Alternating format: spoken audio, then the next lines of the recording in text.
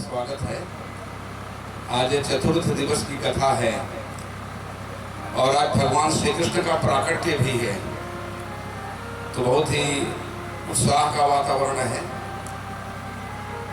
इंद्र भगवान आसपास के कुछ किलोमीटर पर अपनी कृपा दृष्टि कर रहे हैं, लेकिन हम लोगों के साथ उनका पूरा सहयोग है। वो कथा का श्रवण करने हो सकता है बीच में प्रतीक के रूप में आए, लेकिन हम लोगों को घबराने की आवश्यकता नहीं है। कथा में किसी भी तरह का व्यवधान व उत्पन्न नहीं करेंगे, ऐसा दीदी ने हमें बताया। अभी जो आरती होगी कल का ही क्रम होगा, जिनका मैं नाम बोल रहा हूँ इस सामने आके खड़े हो जाएंगे, सामने मंच के सामने, और आरती संपन्न जब हो जाएगी तो एक एक करके आएंगे और श्रीमद् भागवत को यहाँ पर पुष्प रखे रहेंगे चढ़ाकर, और दीदी को प्रणाम करते हुए और परिक्रमा करके निकल जाएंगे। ठीक है, परिक्रमा का मार्ग होगा तो करेंगे, नहीं तो वापस चले जाएंगे। बहुत से सामाजिक क्षेत्र में काम करने वाले महानुभाव हमारे बीच में उपस्थित हैं। बीच बीच में कथा में विराम देकर और यहाँ पर व्यासपीठ पर उनका आगमन होगा। अभी कुछ लोगों का नाम मैं ले रहा हूँ कि संख्या भी ज़्यादा न बढ़े, या व्यवस्था भी न हो और आरती भी हो जाए। श्रीमान प्रभु नारायण सिंह और श्रीमती प्रभु नारायण सिंह केवली, श्रीमान अशोक सिंह और श्रीमती अशोक सिंह केवली, श्री महेंद्र सिंह और श्रीमती महेंद्र सिंह केवली, श्रीमती मंजू सिंह केवली, श्री अरुण सिंह जी साहपुर, श्री रविंद्र सिंह साहपुर, श्रीमान दिनेश सिंह जी, श्री अशोक कुमार सिंह जी, श्री अंबुज सिंह जी, ए चौंक। यह लोग मंच के सामने आ जाएं और आरती में जितना जल्दी आएंगे क्रम उतना जल्दी आगे बढ़ जाएगा। वाला बिगड़ी को बनाने वाला श्री राम यही घनश्याम यही, श्री राम यही घनश्याम यही, श्री राम यही घनश्याम यही, श्री राम यही घनश्याम यही, यही प्रभु महिमा की आरती, पापियों को पाप से है तारती। श्री भागवत भगवान की है आरती, पापियों को पाप से है तारती। श्री भागवत भगवान की है आरती, पापियों को पाप से है तारती। कर्पूर गौरम करुणावतारम, संसार सारम भुजगेन्द्रहारम, सदा वसंतम हृदयारविंदे भवम भवानी सहितं नमामि। मंदार माला कुंताल काय, कृपाल माला चंदेसराय, दिव्यंबराय जतिगंबराय, नमः शिवाय नमः शिवाय। त्वमेव माता पिता त्वमेव, त्वमेव बन्धु च सखा त्वमेव, त्वमेव विद्या द्रविणं त्वमेव, त्वमेव सर्वं मम देवदेव। गुरुर्ब्रह्मा गुरुर्विष्णु गुरुर्देवो महेश्वरा, गुरुर्साक्षात् परब्रह्म तस्मै श्री गुरुवे नमः, तस्मै श्री गुरुवे नमः, तस्मै श्री गुरुवे नमः। हरे राम हरे राम राम राम हरे हरे, हरे कृष्णा कृष्ण कृष्णा हरे हरे, हरे राम राम राम हरे हरे। हरे कृष्णा कृष्ण कृष्णा हरे हरे।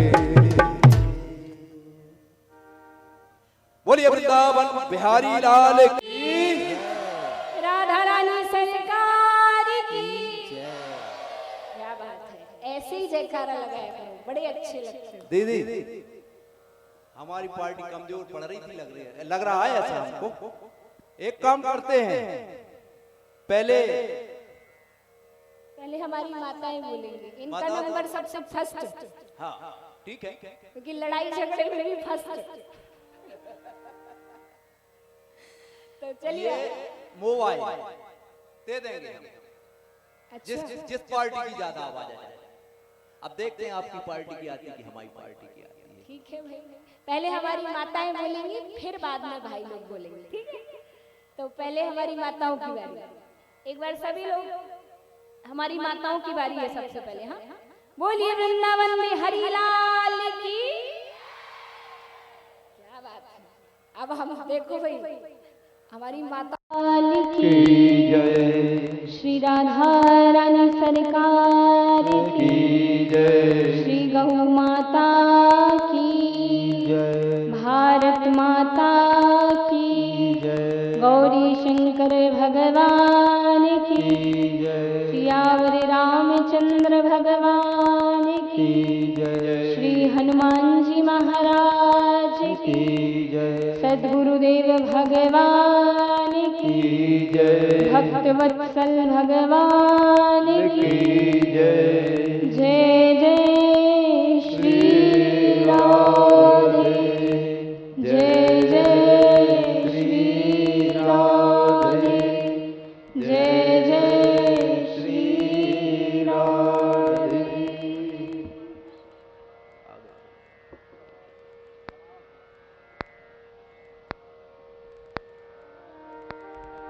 परम परात्पर अकारण करुणा वरुणालय भक्तवांछा कल्पतरु पीताम्बरधारी लीला पुरुषोत्तम भगवान श्री बालकृष्ण लाल जी, श्री बांके बिहारी लाल जी, श्रीमद् भागवत महापुराण, जो कि भगवान श्री कृष्ण की वांगमयी प्रतिमूर्ति, ऐसे श्रीमद् भागवत महापुराण को श्री प्रभु के चरणों में मेरा कोटि कोटि प्रणाम नमन वंदन। योगियों के हृदय में रमण करने वाले मेरे प्रभु मर्यादा पुरुषोत्तम श्री राघवेंद्र सरकार जी, पवन तनय संकट हरण मंगल मूर्ति रूप अनंत बलवंत श्री हनुमान जी महाराज, अनाथों के नाथ दीनानाथ बाबा विश्वनाथ, बाबा भूतनाथ, बाबा भोलेनाथ, आदिशक्ति माँ जगदम्बा, माँ भवानी, माँ सिंहवाहिनी, समस्त देवी देवताओं के चरणारविंद में कोटिशः प्रणाम, कोटिशः नमन, कोटिशः वंदन करते हुए मंच पर विराजमान परम पूज्य गुरुदेव, जिनके आशीर्वाद से मुझे श्रीमद् भागवत कथा, श्रीमद् देवी भागवत कथा, श्री राम कथा, शिव महापुराण, नर्मदा पुराण और नानी बाई के मायरे का बड़ा सुंदर अध्ययन प्राप्त हुआ। ऐसे परम पूज्य गुरुदेव को व्यास मंच से कोटि कोटि प्रणाम। इस दिव्य आयोजन में लगे हुए परम सम्माननीय परम आदरणीय हमारे प्रशांत भैया जी, उनको भी व्यास मंच से जय श्री राधे कृष्णा। ये इतना सुंदर आयोजन जिनके निज निवास स्थान पर हो रहा है, ऐसे हमारे बड़े भैया जी सम्माननीय आदरणीय श्री अम्बरीश जी एवं उनका समस्त पूरा परिवार, दूर दूर से आए हुए समस्त विशिष्ट अतिथिगण, जो कि अपना अमूल्य समय निकाल करके इस कथा को श्रवण करने के लिए यहाँ पर पधारे हैं, उन सभी का व्यास मंच से बहुत बहुत अभिनंदन है, स्वागत है। सभी को जय श्री राधे कृष्णा। हमारे संगीत में साथ दे रहे हमारे चाचा जी, हमारे भैया जी एवं समस्त बंधुजनों को, कथा प्रांगण में उपस्थित समस्त श्रद्धालु भक्तजन, आदर्श चरित्र करुणामयी ममतामयी त्यागमयी माताएं बहनें, छोटे छोटे से बाल वृंद, समस्त भगवत भक्तगण, सभी को मैं व्यास रूप से जय श्री राधे, जय श्री कृष्णा, जय श्री राम। आइए सभी को बहुत बहुत स्वागत, अभिनंदन, नमन वंदन करते हुए भगवान की कथा को श्रवण करने से पूर्व हम सभी उन्हीं के दिव्य नाम संकीर्तन में प्रवेश करेंगे। सभी भाव से गाएं, ताली सेवा प्रदान करते हुए, वाणी का सहयोग प्रदान करते हुए सभी भाव से गाएंगे। बोलिए वृंदावन बिहारी। हम आप सभी विगत 3 दिनों से कथा का रसास्वादन कर रहे हैं। ऐसा आनंद बरस रहा है महाराज, और आज तो स्वयं आनंद कंद भगवान आने वाले हैं। ये भूमि पहले से ही वृंदावन बनी हुई थी, धीरे धीरे ये पूरे ब्रज में परिवर्तित हो रही है। पूरा आनंद का वातावरण बनने वाला है। ठाकुर जी आ जाएंगे तो गोकुल, नंदगांव, बरसाना सबका आनंद हम इसी भूमि पर बैठे बैठे प्राप्त करेंगे। श्री ठाकुर जी जिनकी भक्ति बड़ी ही अद्भुत है। भगवान आनंद कंद परमात्मा के चरणारविंद को जब हम एक बार पकड़ लेते हैं तो निश्चित ही हमारा जीवन एक नई राह पर चलने लगता है। हम भक्तों के चरित्र को श्रवण पान करते हैं ताकि भक्ति हमारे जीवन में प्राप्त हो। कल की पावन कथा में हमने बड़े सुंदर सुंदर भक्त हुए और उन भक्तों की कथा को श्रवण पान किया। ऐसे ही एक और भगवान के परम भक्त हुए हैं। श्रीमद् भागवत जी के 7वें स्कंद में श्री वेद व्यास जी महाराज, श्री प्रहलाद जी महाराज के चरित्र का वर्णन करते हैं। वेद व्यास जी महाराज वर्णन कर रहे हैं। श्री सुखदेव जी महाराज राजा परीक्षित को श्रीमद् भागवत की दिव्यमयी अमृतमयी कथा श्रवण पान करा रहे हैं। यही वर्णन करते हुए श्रीमद् भागवत जी में वर्णन आया है कि हिरण्यकश्यपु नाम का एक दैत्य हुआ, जिसका भाई था हिरण्याक्ष। भगवान विष्णु ने 12 का अवतार धारण करके, 12 का रूप लेकर के हिरण्यकश्यपु के भाई हिरण्याक्ष का वध किया। और हिरण्याक्ष का जब महाराज वध हुआ तो अपने भाई की मृत्यु का ऐसा आघात हिरण्यकश्यपु को लगा। उसने सोच लिया कि मैं अपने भाई हिरण्याक्ष की मृत्यु का बदला भगवान विष्णु से जरूर लूंगा। और अपने भाई की मृत्यु का बदला लेने के लिए हिरण्यकश्यपु ने मन में विचार कर लिया कि मैं ब्रह्मा जी से वरदान प्राप्त करूंगा और एक समय आने पर भगवान विष्णु को मारूंगा, परास्त करूंगा। यही भावना हिरण्यकश्यपु के मन में थी। तो हिरण्यकश्यपु अपनी पत्नी कयाधु से कहकर के गया कि मैं देवी बन जा रहा हूं, वन में तपस्या करूंगा। और तपस्या से जब भगवान ब्रह्मा प्रसन्न हो जाएंगे तब ब्रह्मा जी से वरदान प्राप्त करके कुछ वर्षों बाद लौटूंगा। कयाधु ने कहा ठीक है। हिरण्यकश्यपु वन चला जाता है। वन में आया, एक वृक्ष के नीचे जाकर के हिरण्यकश्यपु बैठा। उसी वृक्ष के ऊपर एक तोता आकर के बैठ गया और तोता नारायण नारायण नारायण नारायण कहने लगा। और जब तोता नारायण नारायण जपने लगा तो हिरण्यकश्यपु ने सोचा, बताओ ये मेरे सामने मेरे दुश्मन का नाम ले रहा है, हाँ? मेरे शत्रु का नाम ले रहा है। हिरण्यकश्यपु उस स्थान से उठा और दूसरे वृक्ष के नीचे जाकर के बैठ गया। अब तोता वहीं ऊपर उसी वृक्ष के ऊपर आ गया और वहीं बैठ करके नारायण नारायण नारायण नारायण भजने लगा। हिरण्यकश्यपु सोचने लगा कि बताओ, मैं जहां जाता हूं ये तोता वहीं आकर के नारायण नारायण कह रहा है। लगता है आज तपस्या करने का योग ही नहीं। पूरे दिन भर इस वृक्ष से उस वृक्ष के नीचे बैठता चला गया, लेकिन तोता वहीं आकर के नारायण नारायण नारायण कहने लगा। अंत में परेशान हो गया और वापस अपने घर को आ गया। जब वापस आ गया तो कयाधु ने देखा कि ये तो कह रहे थे कि 1000 वर्ष तक तपस्या करेंगे फिर वापस लौटेंगे, ये तो सुबह गए थे और शाम को वापस आ गए। अब ऐसे ही जाके पूछूं तो कहीं ऐसा ना हो कि भड़क जाए, हा?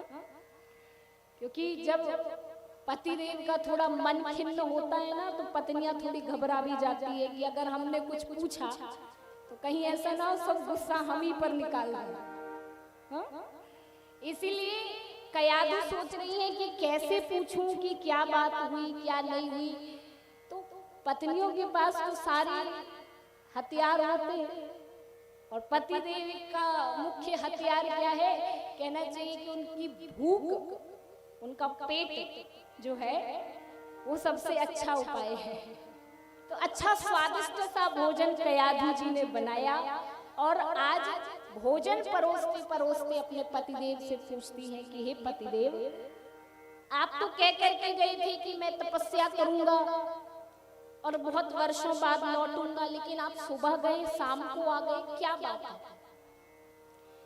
हिरण्यकश्यपु कहने लगा, देवी क्या बताऊं, मैं गया तो था तपस्या करने के लिए, लेकिन जिस वृक्ष के नीचे जाकर के बैठता उसी वृक्ष के ऊपर एक तोता आकर के बैठ जाता और तोता नारायण नारायण नारायण नारायण बस यही भजता। कयाधु ने जब अपने राक्षस पति के मुख से नारायण नाम सुना तो कयाधु जी बड़ी प्रसन्न हुई कि अनायास ही सही, जैसे भी सही, लेकिन इनके मुख से नारायण तो निकला। हाँ? अब कयाधु जी के मन में एक बात चली कि क्यों ना मैं इनके मुख से 108 बार भगवान नारायण का जाप करा दूं। हाँ? तो कैसे कराऊं? तो कयाधु जी भोजन परोस करके गई, थोड़ी देर के बाद रसोई से वापस आई, कहने लगी स्वामी सब कुछ समझ में आया पर एक बात समझ में नहीं आई कि तोता कह क्या रहा था। हिरण्यकश्यप कहने लगा, देवी तोता नारायण नारायण नारायण नारायण कह रहा था। ऐसे करते करते कयाधु जी फिर किसी काम से लौट करके आए, क्या कह रहा था तोता मैं भूल गई, तो फिर कहने लगा नारायण नारायण नारायण नारायण कह रहा था। ऐसे करते करते करते कयाधु जी ने 108 बार नारायण नाम का उच्चारण अपने राक्षस पति के मुख से करा दिया। हिरण्यकश्यप भी नारायण नारायण नाम लेता रहा। कयाधु जी जानती है कि भगवान का नाम कैसे भी लो कल्याण करता है, इसलिए ये जो 108 नाम की माला मैंने करा दी है ना, ये भी समय आने पर जरूर मेरे पति का लाभ ही पहुंचाएगी, ये कुछ ना कुछ अपना प्रभाव दिखलाएगी। इसीलिए कयाधु जी बड़ी चतुराई से ये कार्य कर दिया। अच्छा, पत्नियां बहुत चतुर होती, भाई लोग संभलते हैं, पत्नियां बहुत चतुर होती हैं। एक बार एक पति बड़ा परेशान हो गया अपनी पत्नी से, अपने मित्र के पास पहुंचा और मित्र से कहने लगा कि भैया हम अपनी पत्नी से बड़े परेशान हैं। मित्र ने कहा भाई क्या हो गया? कहने लगा कोई काम ही ऐसा अच्छा नहीं करती कि मैं कभी उसकी तारीफ करूं, प्रशंसा करूं। मित्र ने कहा बस यही गड़बड़ करते हो, पत्नियां कुछ अच्छा ना भी करें फिर भी उनकी तारीफ करो, उनकी बड़ाई करो, और बड़ाई करोगे ना तो समझो तुम्हारा काम बन जाएगा।